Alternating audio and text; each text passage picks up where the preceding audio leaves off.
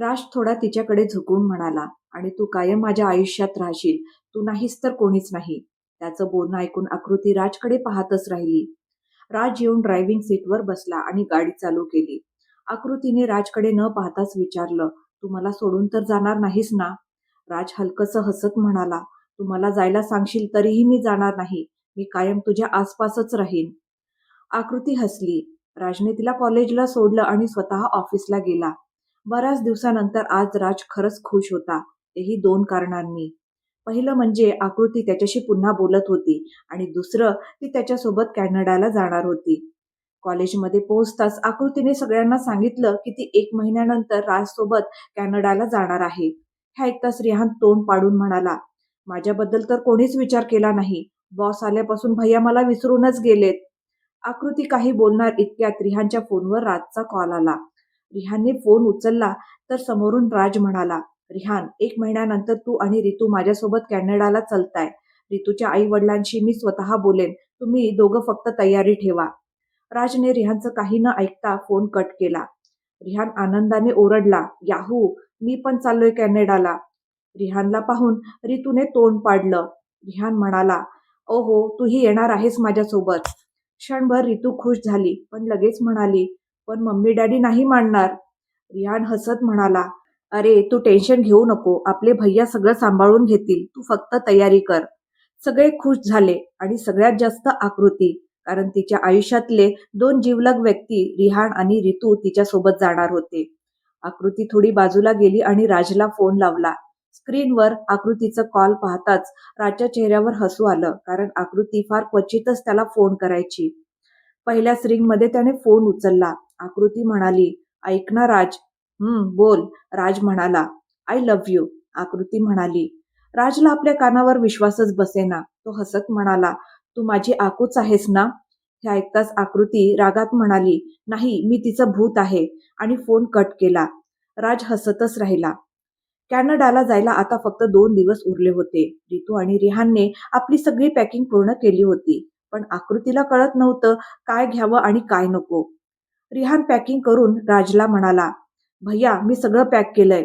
राज लगेच म्हणाला, कोणी सांगितलं होतं पॅकिंग करायला? तिथे तुला जे हवं असेल ते सगळं आधीच मिळेल, आणि म्हणून काही घेऊन जायची गरज नाही. हेच तू रितूलाही सांग. रिहानने होकारार्थी मान हलवली आणि निघून गेला. त्याने आकृती आणि रितू दोघींनाही सांगितलं की पॅकिंग करायची गरज नाही. आज सगळे एअरपोर्टकडे निघाले होते. तेवढ्यात राजच्या फोनवर कॉल आला. समोरून काहीतरी बोललं गेलं, आणि राज म्हणाला, मी आत्ताच येतो. राजसोबत आकृती, रिहान आणि रितूही होते. तो त्यांना म्हणाला, आपल्याला आधी ऑफिसला जावं लागेल. मी माझ्या काही महत्वाच्या फाईल्स घ्यायला विसरलोय. आकृतीने राजकडे रोखून पाहिलं आणि म्हणाली, मला माहित नव्हतं की तू इतका निष्काळजी आहेस. राज काहीच बोलला नाही. काही वेळातच त्यांची गाडी एका मोठ्या बिल्डिंग समोर थांबली. गाडीतून उतरताना राज म्हणाला, मी फक्त 2 मिनिटात येतो. राज आत गेला. आकृतीने आजूबाजूला नजर फिरवली. तिला दिसलं की 2 मुली राजकडे पाहत हसत होत्या. आकृती आता त्या मुलींनाच पाहू लागली. थोड्याच वेळात राज बाहेर आला. त्यातली एक मुलगी जाणून बुजून राजला धडकली आणि खाली पडली. राज लगेच म्हणाला, आय एम सो सॉरी. ती मुलगी जोरजोरात बोलू लागली, आधी धक्का देता मग सॉरी म्हणता. तुम्हा मुलांचं हेच असतं. एखादी मुलगी दिसली की नवनवे बहाणे शोधता. आकृती खूप वेळ हे सगळं पाहत होती. आता तिचा संयम सुटला. ती गाडीतून उतरली आणि थेट राजच्या दिशेने गेली. राज शांतपणे म्हणाला, मॅडम, मी मुद्दाम केलं नाही. ती मुलगी राजला ढकलण्यासाठी हात पुढे करत होती. तेवढ्यात आकृतीने तिचा हात पकडला. ती मुलगी आकृतीकडे पाहू लागली. आकृतीने दोन्ही भुवया उंचावून म्हटलं, काय आहे? त्या मुलीने हात सोडवून राजकडे पाहत म्हटलं, हे मला छेडत होते. क्षणाचाही विचार न करता आकृतीने तिच्या गालावर जोरदार थापड मारली. राज स्तब्ध होऊन आकृतीकडे पाहत राहिला. आकृतीने गाडीच्या दिशेने बोट दाखवत म्हटलं, ती गाडी दिसते ना? मी तिथूनच पाहिलं होतं की तुम्ही दोघी काय करत होतात. आकृती त्या मुलीचा गाल पकडणार इतक्यात राज म्हणाला, नको, चल इथून. पण आकृती थांबणारी नव्हती. तिने अजून एक थापड लावली. राजने तिला कमरेतून पकडलं आणि जबरदस्ती गाडीपर्यंत आणलं. आकृती संतापात म्हणाली, माझ्या बॉयफ्रेंडवर नजर ठेवतेस? थांब आता तू. राज तिला गाडीत बसवू लागला. आकृती पुन्हा तिच्याकडे जायला लागली. राजने जबरदस्ती आकृतीला गाडीत बसवलं आणि गाडी पुढे नेली. आता चौघही एरोप्लेनमध्ये बसले होते. राजने आकृतीकडे पाहिलं. ती आपल्या सीटवर आडवं तिडवं बसून फोनमध्ये गुंतली होती. तेवढ्यात एक एअर होस्टेस आली आणि तिला फोन बंद करायला सांगितलं. आकृतीने तिला एकदा रोखून पाहिलं आणि फोन एरोप्लेन मोडवर टाकला. तिने डोकं सीटला टेकवलं आणि समोर पाहू लागली. राज खूप वेळापासून तिच्याकडेच पाहत होता. आकृतीने राजकडे न पाहताच विचारलं, "काय आहे? असा का घोरतोयस?" तिने जसं राजकडे पाहिलं तशी ती शांत झाली, कारण राज तिला खूप प्रेमाने पाहत होता. आकृती लाजत म्हणाली, "तू मला असं का पाहतोयस?" राज तिच्याकडे नजर रोखून म्हणाला, "मला माहित नव्हतं की तू माझ्यासाठी कोणाशी भांडशील." आकृतीने ओठ फुगवत म्हटलं, "मग तुला काय वाटलं?" राज हसत म्हणाला, "मला एवढंच वाटतं की मी तुझ्यावर खूप जास्त प्रेम करतो." आकृती हसली आणि राजच्या खांद्यावर डोकं टेकवून म्हणाली, "मी सुद्धा." काही वेळ आकृती तसंच राजच्या खांद्यावर डोकं ठेवून बसली होती. राजला तिचं वजन जाणवायला लागलं, म्हणून त्याने तिची सीट बेल्ट काढली आणि तिला आपल्या मांडीवर झोपवलं. तेवढ्यात एक एअर होस्टेस आली आणि काही बोलणारच होती. तेवढ्यात राजने तिला हाताने थांबवलं. ती हसली आणि निघून गेली. आकृती जागी झाली तेव्हा सगळे प्लेनमधून उतरायला लागले होते. तिने राजकडे पाहून विचारलं, "तू मला उठवलं का नाहीस?" राज हसत म्हणाला, "तुला उठवायची गरजच नव्हती. तू उठली नसतीस तर मी तुला तसंच उचलून नेलं असतं आणि तुझे डोळे थेट घरात उघडले असते."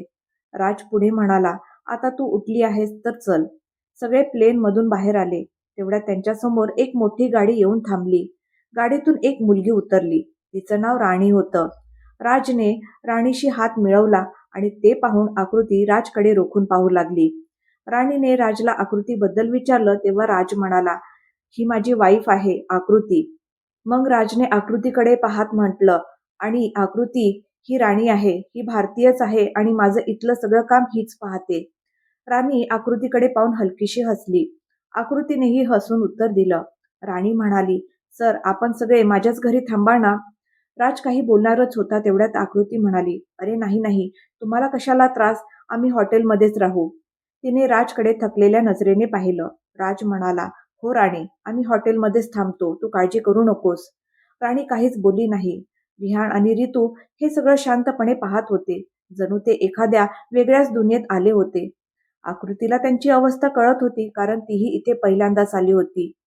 थोड्या वेळाने गाडी एका भव्य हॉटेल समोर येऊन थांबली. बाहेरूनच ते खूप मोठं आणि झगमगाटीने भरलेलं दिसत होतं. रिहान आकृतीच्या कानाजवळ हळूच म्हणाला, "आपण इथे राहणार आहोत?" आकृतीने हळूच उत्तर दिलं, "बहुतेक." आकृती, रिहान आणि रितू एकत्र चालू लागले. राज मात्र राणीशी बोलत बोलत त्यांच्या मागून चालत होता. सगळ्यांनी हॉटेलमध्ये एंट्री केली. तेवढ्यात एक माणूस धावत येऊन राजला म्हणाला, "सर, तुम्ही येणार आहात हे सांगितलंच नाही." राजने दोन्ही हात खिशात घालून त्याच्याकडे कठोर नजरेने पाहिलं. तो माणूस लगेच मान खाली घालून म्हणाला, "सॉरी सर." राजने मागे वळून पाहिलं. आकृती, रिहान आणि रितू राजपासून थोडे दूर उभे राहून त्याच्याकडे आश्चर्याने पाहत होते, कारण हा तो राज नव्हता जो भारतात होता. राज पुढे चालू लागला आणि ते तिघही त्याच्या मागे चालू लागले. तो एका रूमपाशी थांबला. त्या माणसाने रूमचं लॉक उघडलं. राजसोबत राणीही आत आली. रूम खूप मोठी होती. त्यात आत अजून 2 रूम्स होत्या आणि सगळं गरजेचं सामान आधीच ठेवलेलं होतं. राणी म्हणाली, "सर, हे सगळं तुम्ही केव्हा केलं?" राजने तिच्या बोलण्याकडे लक्ष दिलं नाही आणि सोफ्यावर बसत म्हणाला, "राणी, आता तू घरी जाऊ शकतेस." ती काही न बोलता निघून गेली. राजने त्या तिघांकडे पाहून विचारलं, "तुम्ही तिघे असे का बघताय? हे आपलंच घर आहे. असे उदास राहिलात तर मी तुम्हाला परत भारतात पाठवेन." रिहान आणि रितू जाऊन राजजवळ उभे राहिले, पण आकृती तशीच उभी राहून म्हणाली, "चला ना, परत जाऊया. मला इथे काहीच बरोबर वाटत नाहीये. इथले लोक खूप विचित्र आहेत." राज आकृतीजवळ आला आणि म्हणाला, "बरं, कोण विचित्र वाटलं तुला?" आकृती ओठ फुगवून म्हणाली, "कोण म्हणजे काय? तूच इथे येऊन बदललास. त्या राणीशीच सतत बोलत होतास." राज म्हणाला, "असं काही नाही. उगाच डोकं चालवू नकोस." आकृतीने रिहान आणि रितूकडे पाहून म्हटलं, "तुम्ही दोघं सांगा, मी खरं बोलते ना?" राजने त्यांच्याकडे पाहिलं आणि दोघांनीही मान हलवून होकार दिला. राज हसत म्हणाला, "ठीक आहे बाबा, चूक झाली. पुढे असं नाही करणार." आकृती हसली. राज म्हणाला, "चला, आता सगळे फ्रेश व्हा. मग जेवण करू आणि आराम करू." थोडं जोर देत तो पुढे म्हणाला, "थकले नाही आहात का तुम्ही?"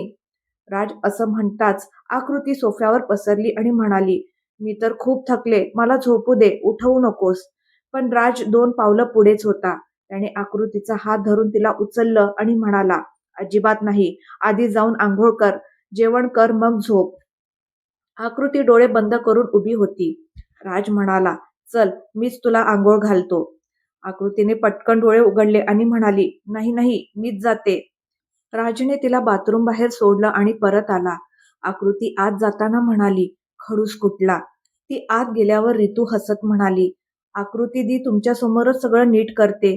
रूमवर असती ना तर तशीच झोपली असती. रुचिका दी खूप प्रयत्न करायची पण ही उठायचीच नाही." तिचं बोलणं ऐकून राजला हसू आलं. नंतर सगळ्यांनी फ्रेश होऊन जेवण केलं आणि बसले. आकृतीने रामला मेसेज केला. रामने रागात रागाचा इमोजी पाठवला आणि ऑफलाईन झाला. तो मेसेज पाहून आकृती हसू लागली. राजने विचारलं, "काय झालं? असे दात कशाला दाखवतेस?" आकृतीने फोन ठेवत सोफ्यावर आडवी पडत म्हटलं, "माझ्या जानशी बोलत होते. तो माझ्यावर रागवला आहे. मी त्याला न सांगता इथे आले ना." रितू विचारात पडून म्हणाली, "आपल्या सगळ्या मित्रांना माहीत आहे. मग ही नवीन जान कोण आली?" राज मात्र आकृतीकडे खूप लक्ष देऊन पाहत होता. आकृतीला माहीत होतं की राज फक्त तिलाच पाहत आहे. तेव्हा ती म्हणाली, "आली नाही, आलाय. इनफॅक्ट आधीपासूनच आहे. तोच तर माझी जान आहे." राजने आकृतीवरून नजर हटवली नाही, पण आकृतीला त्याचा काहीच फरक पडला नाही. ती तिथे शांतपणे झोपून गेली. कोणीही तिला उठवलं नाही. राजही बाहेरच्या सोफ्यावर आडवा पडला आणि झोपलेल्या आकृतीकडे एकटक पाहत राहिला. रिहान आणि रितू आपापल्या खोल्यांमध्ये जाऊन झोपले. राजही आकृतीकडे पाहता पाहता झोपून गेला. दुसऱ्या दिवशी सकाळी राजने डोळे उघडले आणि त्याच्यासमोर आकृती झोपलेली दिसली. ती त्याच पोझिशनमध्ये झोपली होती जशी रात्री झोपली होती. तो आकृतीजवळ गेला आणि हळूच म्हणाला, "आकृती उठ, सकाळ झाली आहे." आकृती झोपेतच पुटपुटली, "झोपू दे ना रुची." राज चकित झाला. तो म्हणाला, "मी तुला रुचिका वाटतोय का? उठ आकृती." आकृतीने झोपेतच लहान मुलासारखं राग काढत म्हटलं, "मी मारेन तुला." राजने तिला अजून त्रास दिला नाही. काही वेळाने राणी तिथे आली. राज तयार होऊन राणीला म्हणाला, "राणी, माझ्या फॅमिलीची काळजी घे." राणी आश्चर्याने म्हणाली, "सर, मी तुमच्यासोबत येणार नाही का?" राज घड्याळ बघत म्हणाला, "नाही, इथे तुझ्याशिवाय मला कुणावरही विश्वास नाही, म्हणून तू इथेच राहा. काम मी स्वतः पाहतो, सगळ्यांची नीट काळजी घे." थोड्या वेळाने आकृती उठली तेव्हा समोर राणी उभी होती. आकृतीने रिहानला विचारलं, "राज कुठे आहे?" रिहान म्हणाला, "बॉस, ते तर सकाळीच निघून गेले. तुम्ही उठलेच नाही." आकृती ओठ फुगवून म्हणाली, "मला उठवून नाही शकत होता का? खडूस कुठला?" मग ती आंघोळीसाठी गेली. तिला तिथे एक नोट सापडली. त्यावर लिहिलं होतं, "माहीत आहे तुला न भेटता गेलो, पण तुला उठवलं नाही कारण तू खूप क्यूट दिसत होतीस. म्हणून झोपू दिलं. आता हस ना." आकृती हसली आणि पुढे वाचलं, "माझा 5 फूट 2 इंचाचा डोरेमॉन, झोपताना कूस बदलत जा, एकाच बाजूला पडून राहतेस." आकृती जोरजोरात हसली. तिने नोट बाजूला ठेवली आणि म्हणत म्हणाली, "आता लगेच जाऊन राजला कॉल करते." अंघोळ करून कपडे घालत असतानाच कपड्यातून अजून एक नोट खाली पडली. आकृतीने ती उचलून वाचायला सुरुवात केली. "आता तुझ्या छोट्या डोक्यात आयडिया आली असेल की लगेच कॉल करू, पण करू नकोस. मी संध्याकाळपर्यंत बिझी आहे, फोन उचलू शकणार नाही. आणि हो, राणी तुझ्यासोबत असेल, काहीही लागलं तर तिला सांग, पण तिच्याशी भांडू नकोस, कारण मला माहीत आहे तू भांडण केल्याशिवाय राहू शकत नाहीस." आकृती ओठ फुगवून म्हणाली, "मला काय सगळ्यांशी भांडायला मजा येते का?" ती रितू आणि रिहानकडे जाऊन गप्पा मारू लागली. राणीही तिथेच होती. ना राणी काही बोलली ना आकृतीने तिच्याकडे फार लक्ष दिलं. आकृतीने रिहान आणि रितू सोबत नाश्ता केला आणि गप्पांमध्ये रंगून गेली. तेवढ्यात राणी म्हणाली, "चला, मी तुम्हा सगळ्यांना फिरवून आणते. इथे राहिलात तर तुम्हाला कंटाळा येईल." रिहान आणि रितूने आकृतीकडे पाहिलं. आकृतीने राणीकडे पाहत अगदी साधेपणाने म्हटलं, "नको, राज येईल तेव्हा आम्ही सगळे त्याच्यासोबतच जाऊ." राणी म्हणाली, "पण मॅम, सर दिवसभर बिझी असतात. रात्री येतील आणि त्यांना आरामही हवा असेल. अशा वेळी ते तुमच्यासोबत कसे येणार?" यावेळी आकृतीने थोड्या ठामपणे उत्तर दिलं, "ते सगळं आम्ही स्वतः मॅनेज करू. तुम्ही चिंता करू नका." राणी गप्प झाली पण आकृतीकडे रोखून पाहत राहिली. तेव्हा रिहान म्हणाला, "चला ना बॉस, भैयाला त्रास होईल." आकृती शांतपणे म्हणाली, "रिहान, मी तुला थांबवलं नाही. तुम्हा दोघांना जायचं असेल तर जा, पण मी गेले तर राज सोबतच, नाहीतर मी इथेच राहीन." आकृती राणीकडे वळून म्हणाली, "तुम्ही यांना फिरवायला घेऊन जा." राणी म्हणाली, पण मी तुम्हाला सोडून जाऊ शकत नाही. राज सरांनी मला तुमचं लक्ष ठेवायला सांगितलं आहे. आकृतीने रिहानकडे पाहिलं तर रिहानने खांदे उडवले. आकृती म्हणाली, ठीक आहे, मग आपण इथेच खेळू. रिहान आणि रितू गेम खेळायला लागले. राणी मनातल्या मनात विचार करत होती, ही मुलगी राज सरांना कशी आवडली कळत नाही. जगातल्या बाकी सगळ्या मुली मेल्या होत्या का? राणी आकृतीकडे पाहत असतानाच आकृतीची नजर तिच्यावर गेली. आकृती मनात म्हणाली, ही मुलगी मला काही ठीक वाटत नाहीये. काहीतरी गडबड आहे. शोध घ्यायलाच हवा. संपूर्ण दिवस आकृती रिहान आणि रितू सोबत कधी हे कधी ते करत राहिली. तिने दोघांनाही मुळीच कंटाळा येऊ दिला नाही. संध्याकाळपर्यंत ती थकून झोपून गेली. तेव्हा रिहान आणि रितूने बाहेर जायचं ठरवलं.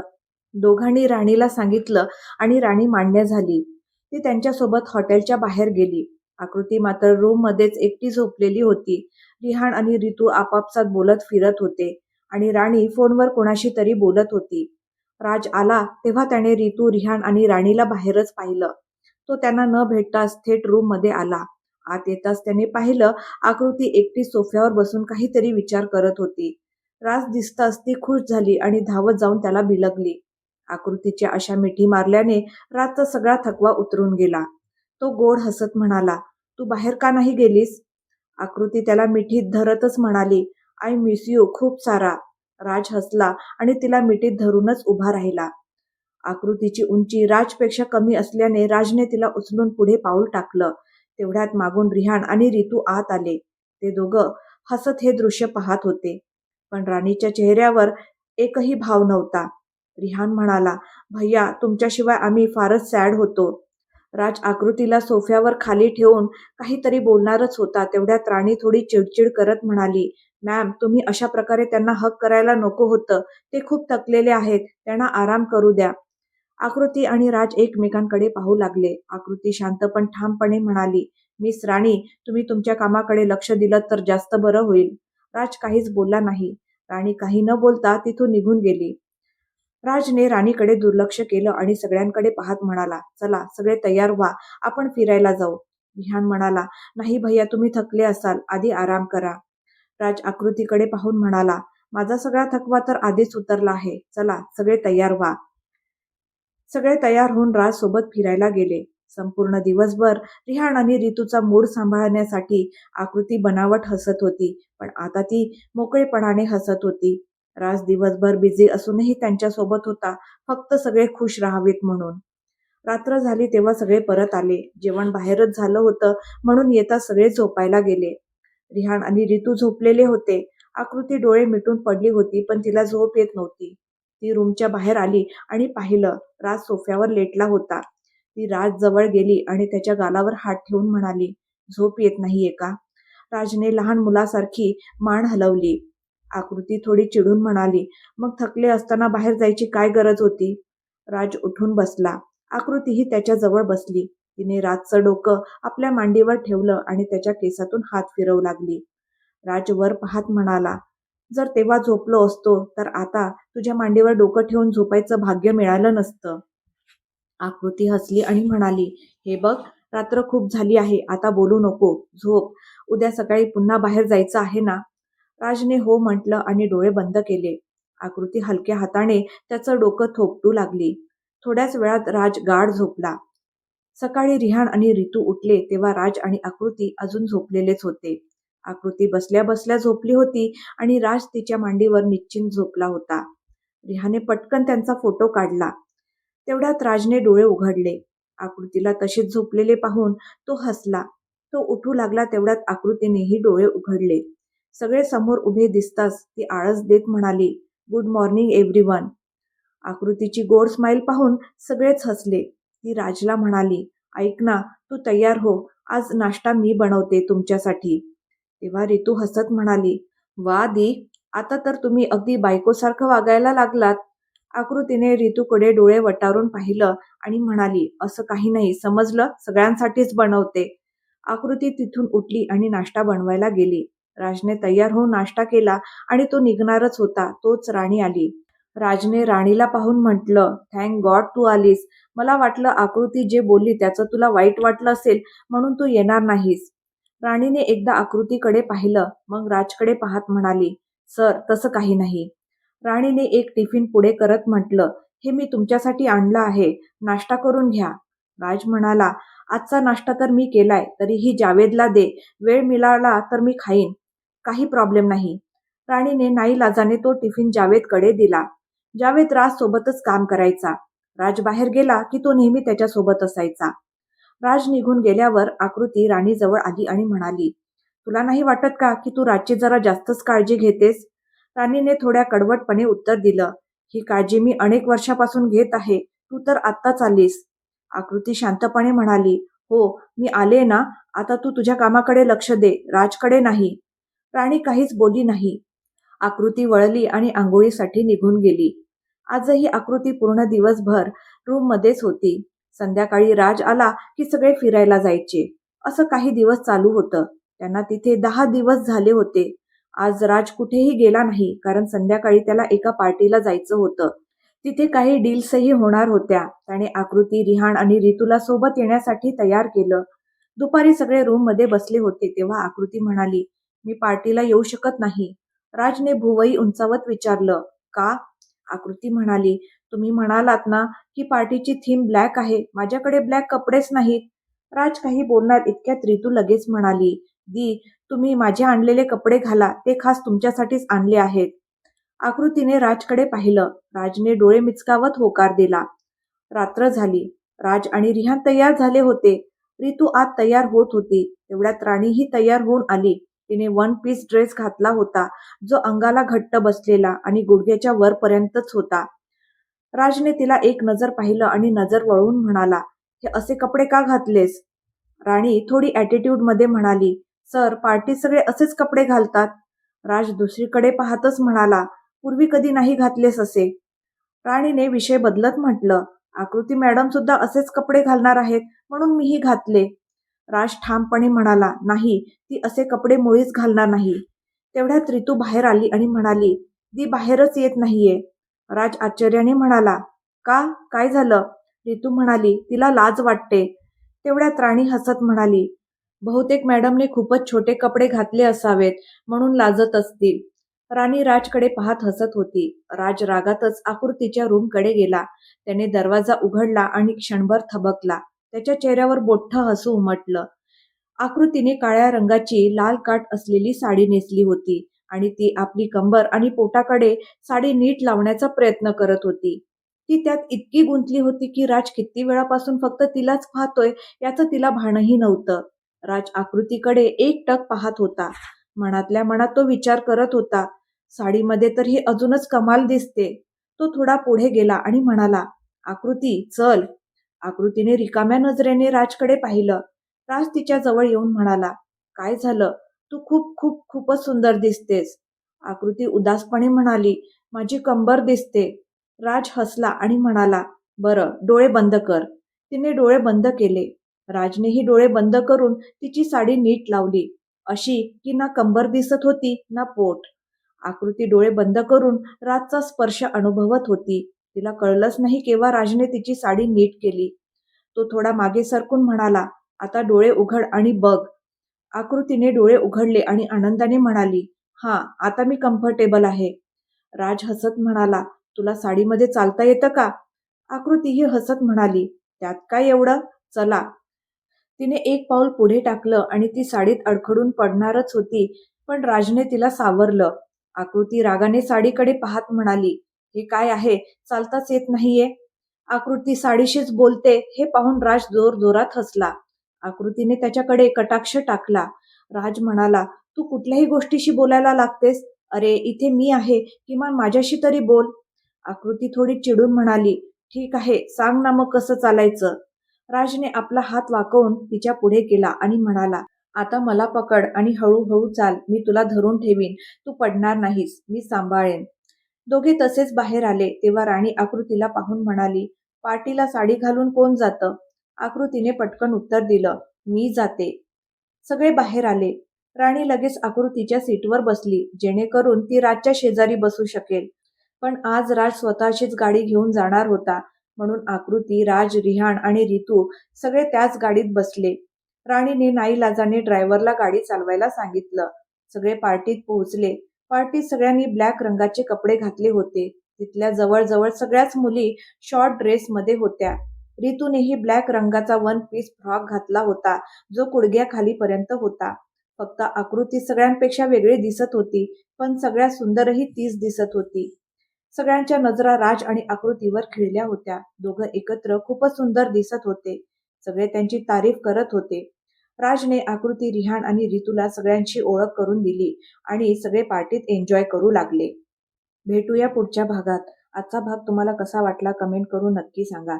आवडला असेल तर लाईक करा, शेअर करा आणि माझ्या चॅनलला सबस्क्राईब करायला विसरू नका. धन्यवाद.